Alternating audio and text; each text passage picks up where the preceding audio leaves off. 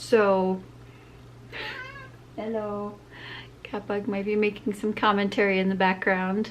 You gonna be good? You promise? No, we definitely don't. You're gonna go straight for that cord, aren't you? Nope. Nope. Stop eating the tape. Stop it. That's not yours. You're being rude. I'm busy. This video is brought to you by, no. I thought I could show you what's in all of my art bag things. I'd show you guys what I use and like what little things I have in my art collection. Maybe it might give you some ideas for Christmas, for things that you might want for yourself or to get for somebody else in your life who might also be an artist, etc, etc. So the first bag that I have is my digital art bag, and it came in this pencil pouch, which I absolutely love. Just the pouch itself, first off, is really great. It's got some like metal in the lining right here, and so it opens up pretty squarely and it stays open pretty well too, so it's super nice. This pencil case, it's got like little mesh baskets and like the zipper pouch and then just like the regular open space. What I have in my digital pencil bag is a glove for digital drawing.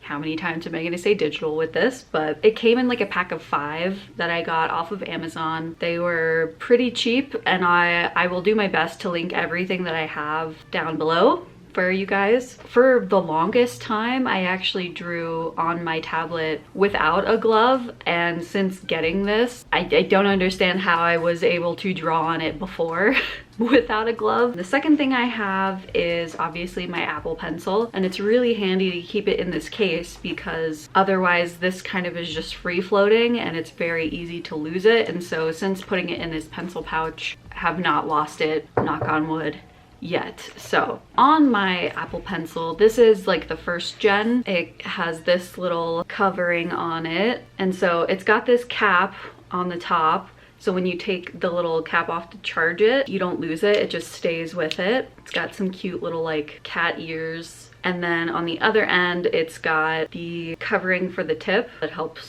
not damage it, I guess. I don't know, it's nice to have. It's also pink. When I was growing up, I started to like really hate the color pink. Now that I'm older, I've grown into the color. I'm really starting to like it a lot more, especially my desk area. I'm going with like a pink blue theme. Here's my like Xbox controller that I have, and my other pencil pouch is blue. So in the zipper pouch, I just have the rest of my gloves, and I have not, like, I got this when I first bought the iPad and the pencil. Why isn't that focusing? Does it just, okay, it's having a really hard time focusing, but this is the extra pencil nib. I have that sitting in my little zipper pouch here along with the rest of my gloves, and I also keep my iPad and like Apple Pencil charger along with the cord and the game changer thing here, because I was so annoyed with this little tiny piece that they have. It's like the little converter so you can charge your Apple Pencil. Why would you have just this tiny little piece that you have to try and keep track of? It loops around your cable and it's holds on to the little Apple Pencil charger piece for you. I swear Apple makes these tiny pieces so you will lose them and then have to buy another one. It's rubber, it has like a pretty good grip on it, so I'm not worried about losing it. And that's essentially everything that's in my digital pencil case. I don't think there's really anything else that I would want to add to that because everything is pretty streamlined for me. So that is my digital pencil case. I guess if we want to go to my regular pencil case, my traditional pencil case, I guess. Sorry, I'm keeping an eye on Catbug over here. Yeah. She has started peeling up the tape that is holding our cords down, so that's fun. She loves trash. She's a little trash monster. But in my traditional pencil case, it's not as efficient, I guess, but I've got some erasers. sitting up here. I also got this case off of Amazon. Got some pencils here, got my really fancy mechanical pencil here. It's black on a black background, so you can't see it as well. Kappa!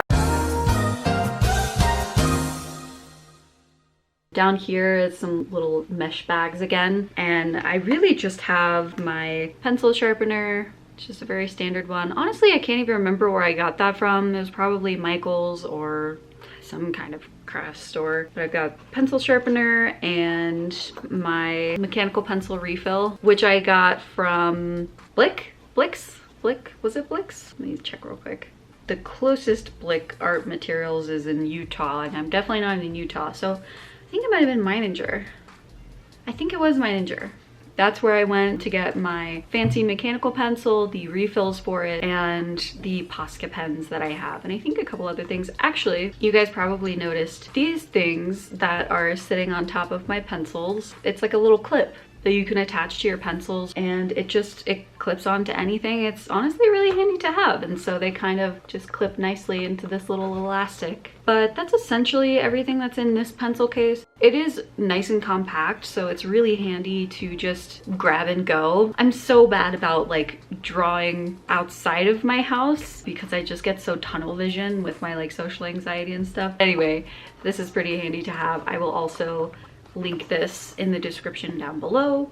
The next pencil case, which you will recognize, I have a third one of these, and it has my nail care stuff in it, but it's green. But this one has my crochet stuff in it. It's not as clean, I guess. Everything is kind of just thrown in there, but it's the same kind of layout. I bought this literally so long ago. I think I got it at Hobby Lobby, but these are all of my little like stitch marker things that I use to keep my place in my crocheting. I am so bad about keeping up with my hobbies. I do want to do more crocheting, but it can just be so time consuming for me. I get so absorbed in literally anything that I do, and so I found that if I just do YouTube or drawing, then I can just get so absorbed in that, and then it's productive, and so I don't have to worry about it. I literally have just recently started gaming a little bit more. I've recently started playing Stray, and it's so good. I'm actually almost finished with it, and I've just been trying to play it for like an hour whenever I do play it, and it works pretty well. I was worried that like I would have a hard time letting go of the game, but after an hour it's kind of like a good amount of time. Anyway, I'm getting off track, but I want to do more hobbies and not be so like black and white in my thinking of just like I have to either do my hobby or be productive. It's like I can do both. I can do both. So it had that, the little like crochet marker things, and then pretty much the rest of it is all of my crochet hooks, which these like metallic colored ones, those also came with the crochet marker set. So these are like really old. And then I also have this thing, which you might not be able to see very well, but it's essentially like a wire, and it helps in threading your punch needles. These are also super old. They came from the same set, but it's essentially my little crochet stitcher things, crochet needles to help finish off my projects. That's pretty much it from that stuff in there. It's just been really helpful to have these little pouches. It helps organize things in my brain much easier. I also have my giant duffel bag, which has all of my yarn stuff in it. I don't know if you can hear me from back here, but I also have my bag of yarn scraps in here. I'm keeping them for whatever project I have that might need stuffing, that I can just throw this in. Also, I have so many crochet projects that I started and just have not finished. And this, I started before we got Catbug.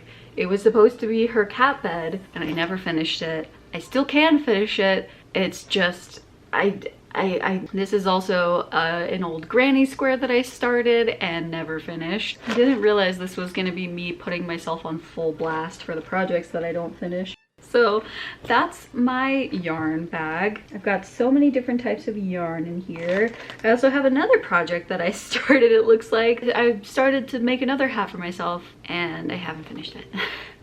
I got something in my eye. The next thing that I have, it's not really a bag, it's actually more of a tackle box. I got this one from Michaels. It was a bit pricey. I bought this to bring to my classes. It is really handy. I really like it. Let's open this up. I've got some fancy designer's gouache in these little tubes. It's essentially just some like basic colors. I haven't used them a ton, mostly because they were more expensive and I'm a little nervous to use them. Also, I haven't done a lot of traditional art lately. I probably should try and get back into it. Hey, you found my yarn bag. Are you climbing inside it right now? And across from that, I have some just basic pencils, some pens. This is like a really old mechanical pencil that I stole from somewhere. I don't even know what lead it has in it, but I just really like the pencil, so I held on to it. Some other mechanical pencils, pens. Below that, I have my paintbrushes. A lot of these are just like super old, super cheap, but they do the job well. Back when I was mostly doing acrylic paintings, I used these guys a lot and they were really good. No complaints here. It just opens up into the middle level. I've got a Faber-Castell kneaded eraser. These are pretty nice. You can make it a nice little point and you kind of just like dab it wherever you want to erase some pencil. I bought this when I was in school as well. It was pretty expensive, but it's also really pretty. It's a gold watercolor. It's even more pretty, like when you're cleaning your brush in the water, it makes the whole thing like gold and sparkly. And I've just got some more miscellaneous erasers. It's always handy to have erasers. These are Tombow brush pens. I had a bullet journaling phase. I am no longer in that phase. When I first started out, I was so overambitious with the journal themes for each month. It took a lot of time to fill out my journal spreads with their themes each month. I kind of gave up on it, but I would like to pick it back up again. But when I was in that phase, I bought these guys. These are some Tombow brush pens. And then these guys are from Archer and Olive.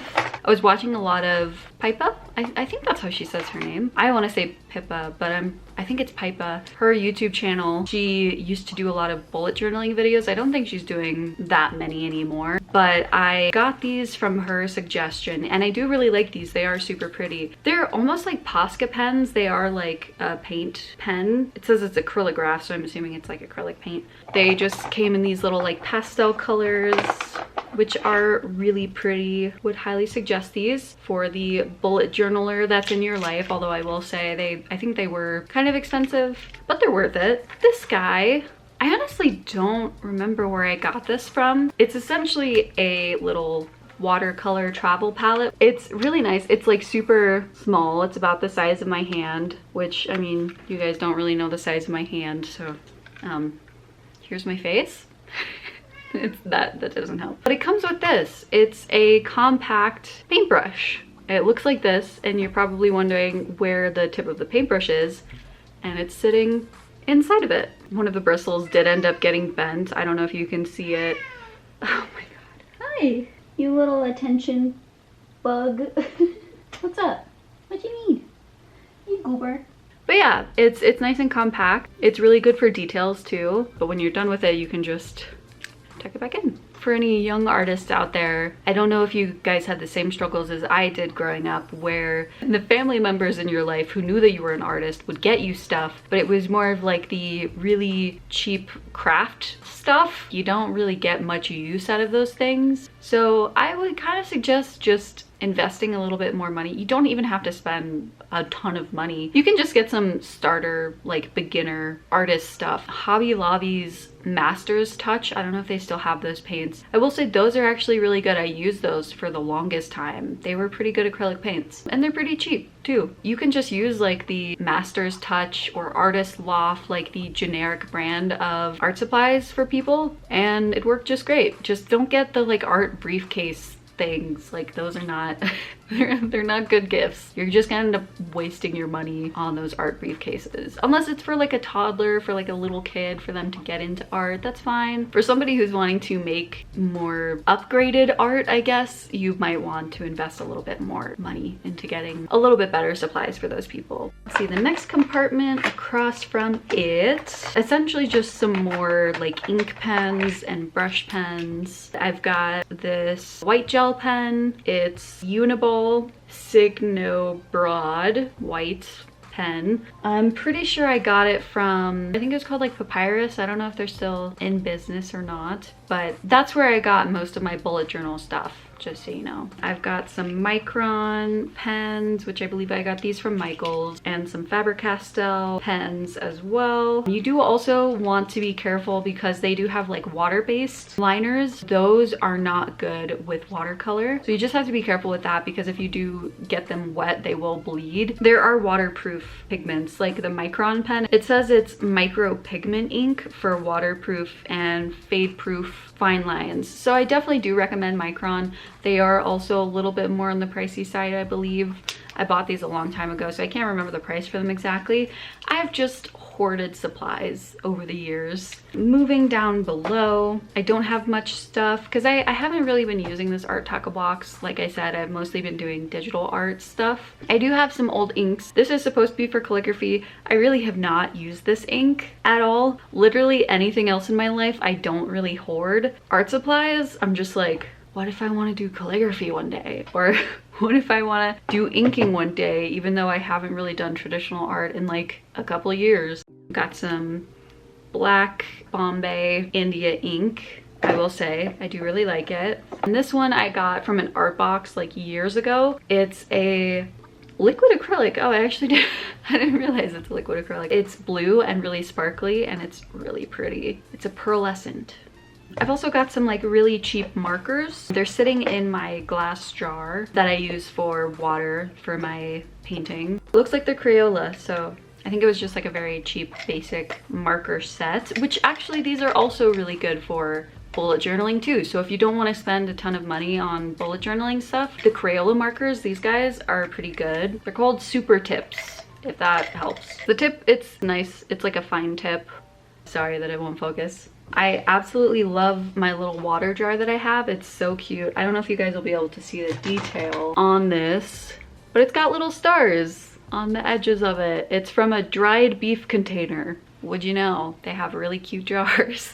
So if you want this jar, just buy some dried beef and you can have a cute jar too. I just keep my markers in this jar, in my little tackle box, in this little like Lush container. It's like a little metal tin. I've got my brush cleaner. It's like a little bar of soap. I mean, I don't necessarily know if you can use just any soap for your brushes. I'm sure you probably could. It cleans your brushes, it helps get the paint out of them, and once they dry, it helps them hold their shape. Another thing I could show you, it is pretty weighty, a travel easel. This was given to me as a gift, so I'm not entirely sure where it came from. I'm sure it probably came from like Michaels or Hobby Lobby. It has a little side compartment that comes out and you can have some like paints and brushes in it. I would say maybe not to have like too much stuff in there because when you're traveling with it, it's going to be sideways, so it might move around a lot. This part comes out, it folds up. I used this quite a bit when I was doing my acrylic paintings. Also, sorry, I keep just like sinking down in the frame, but which way does this go? Oh, right. Okay, that's why. There we go. It folds up like so. You can also adjust these guys as well. They can go up higher, so you can fit like any canvases that you need in it. You can tell that I used it a lot when I was painting because there is a lot of like paint along the edges right here. Got a lot of love out of it. Probably one of the best art gifts that I had gotten. The one that I use very regularly today, it's this guy. It is essentially just a regular laptop stand, but I use it, hold on one second, I use it for my iPad. It's very lightweight. I can maneuver it in a lot of different ways. And I have also put my sketchbooks on it as well. It's definitely helped with my posture in drawing because I will use this tablet stand on my desk, be able to kind of be at eye level when I'm drawing. I don't have to like be looking down or like hunched over, even though most of the time I am still hunched over because I like to sit in my chair in weird, weird poses. It was also like relatively cheap as well. Like it wasn't super expensive. Let me see if there's anything on my feed. Oh god. Cool. Let me see if there's anything else that could be handy for you guys. Let's see, there's that guy. Just some other things that I would recommend for any of the traditional artists in your life. This thing is a brush that you use for your eraser shavings. When you're erasing and you try to like wipe it away with your hand, the oils on your hand typically smudge the pencil that's on the paper. Having this is really helpful. You can brush away all your eraser shavings without having to worry about smudging any like pencil that's on your paper. I got this at Michael's. These are also super cheap as well. These are just like palette knives. I definitely did not use these enough when I was painting. These are essentially for mixing the paints on your palette. I don't know if I mentioned that before. Before, when I was doing a lot of painting, I would mostly just use my brushes to mix the paint, and that's really not a good idea because it starts to push any excess paint into the metal part of your brush, and then it starts to harden and it can like ruin your paintbrushes over time. So highly recommend any sort of palette knives. You can get them really cheap. And then just like a very generic spray bottle. I use this a lot, especially for acrylic paint, because acrylic paint tends to dry out pretty quickly. Having a spray bottle to like mist them periodically helps keep them from drying out. Also, another tip for any people using acrylic paints, you can put any acrylic paint that you have, if it's on a palette or like a paper plate, you can stick it in a plastic bag and spray it down, seal it off, and it saves your acrylic paints till you need to use them next time.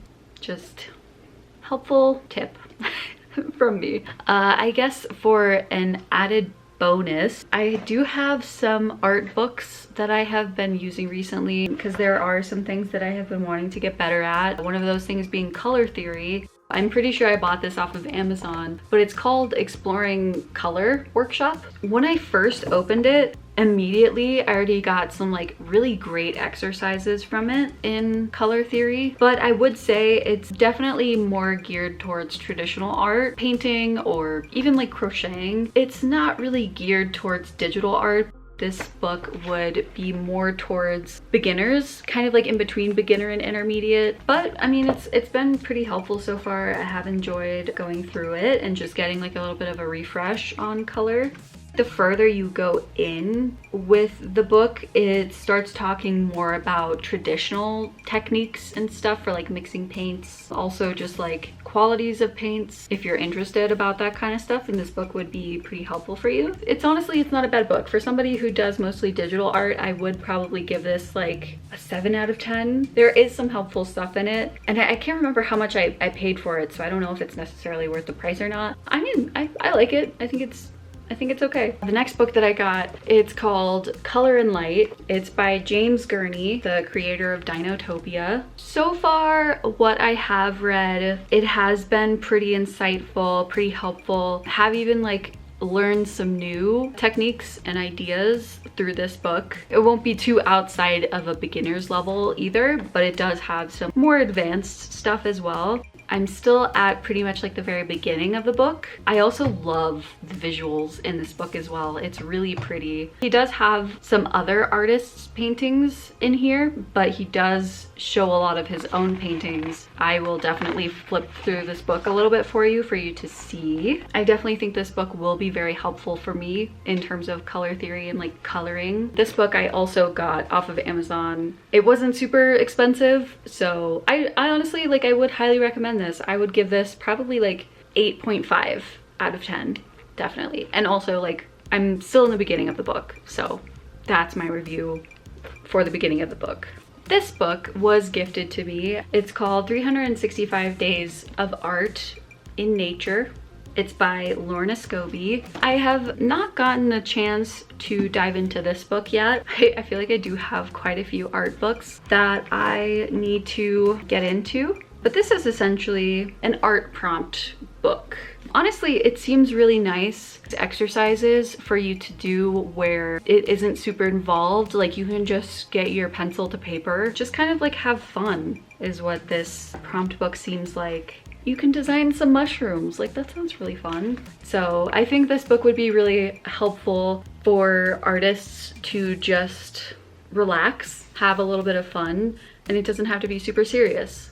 I would recommend this book. I haven't gotten the chance to use it. I'm really glad it was gifted to me. I think it's a really great gift, honestly. I just need to use it. The next book that I have, it's called You Are an Artist. This was gifted to me by my boyfriend. It's by Sarah Erskine. I believe that's how you say her name. This is another book that I haven't really gotten into this book much yet. It's similar to the 365 Days of Art book in that it kind of gives you some prompts to do that kind of like get you out of your comfort zone, just to kind of like spark some inspiration for yourself. Would highly recommend this book as well. This was another book that my boyfriend bought me and I haven't used. I'm a bad person because I haven't used any of these books. It's a coloring book. I feel like most adult coloring books are either super cheesy or like they're just way over detailed, and that kind of stuff just really overwhelms me and doesn't really calm me down. This book, some of the pages are pretty detailed, and I think that's why I haven't really colored in them, just because it seems like a lot. But I would like to start using this because like even though it is super detailed, I do like all of the doodles that are in these pages. They seem like they would be fun to color, honestly. It's called Imagimorphia by Kirby Rosanes. That's what it looks like. I think that about does it for all of the art books that I had. Speaking of art books, I at least know for me personally, that is something that I really want for any future gifts that I have. A wink wink, I'm so bad at winking, I'm sorry. For any of the people in my life who want to get me gifts, I would love some art books like Studio Ghibli, or, well, those are the ones that come to mind, but any artist that I really like their work, I'd love to have art books from them. Another tip for you guys, if you know anyone's favorite artist, if they have an art book, I would highly recommend getting them one. I'm sure they would love it. Another handy little gift to get somebody that's like not super expensive is like a little mini sketchbook. And these guys are super handy to have. You can just throw them in your bag, bring them on the go, sketch wherever you go. And so I highly recommend this combo of like a little pencil case and a mini sketchbook. I think a good rule of thumb, like if you're wanting to get somebody some like relatively good quality art supplies, but you don't want to spend a ton of money, go for like the travel version of it, like the mini version of it. It'll be a bit cheaper, but it's still really good quality stuff. There's also water brushes as well, which I don't know where mine is right now, but those are really handy to have. They're also great to bring on the go because you can fill the tube up with water and then you just squeeze the tube that's attached to the brush and you can just have some water handy. Posca pens, those I would also recommend. You guys have heard me talk about it numerous times in other videos. They are definitely more on the pricey side. You could even just get like 3 if you want, and I don't think it'll be that expensive. You could also get some like little mini canvases too. Like you don't have to feel like you need to get like big canvases for any of your like painter friends or people that you know, because getting like smaller canvases, number one, will be not as expensive, but also number two, I feel like smaller canvases, at least for me, are mentally so much easier to paint on because it doesn't feel as overwhelming. Like it feels like it would be a pretty small project as opposed to getting like a giant canvas. That could be another good gift idea, is just getting like small, fun shaped canvases. I know at least for Colorado, we have Gyrie's. They have some fun canvases there. If you go to like Blix or Meininger's, I don't know if Meininger's is more of a Colorado based art store, but if you have any like local art stores around you, definitely check them out. They could have some like fun canvas shapes that you can work from. I have like a triangle one and a couple oval ones and like a little tiny square one, and those seem like they would be really fun to paint on. I just haven't done traditional art in a while, but I think that's about it. I feel like it's way too quiet. Catbug has got to be getting into something. I hope that that gave you some good ideas. Hope you guys have a good Christmas, and Happy New Year. I will see you guys next year with another video. So, bye.